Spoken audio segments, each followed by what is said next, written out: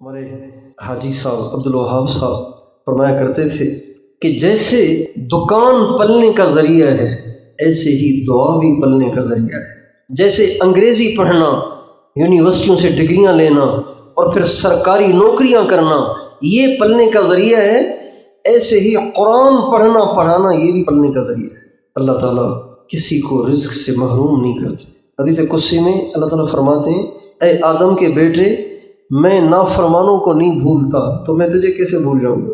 میں نے فرعون کی روٹی بند نہیں کی، ابو جہل کی روٹی بند نہیں کی، ابو لہب کی روٹی بند نہیں کی۔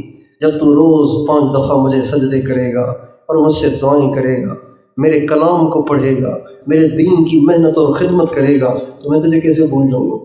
اور اللہ تعالیٰ ہمیں دکھاتا ہے، ہمارے عبدالوہاب صاحب جب دنیا سے گئے تو 1 انچ بھی ان کی ملکیت میں نہیں تھا اور زندگی انہوں نے بادشاہوں والی گزاری۔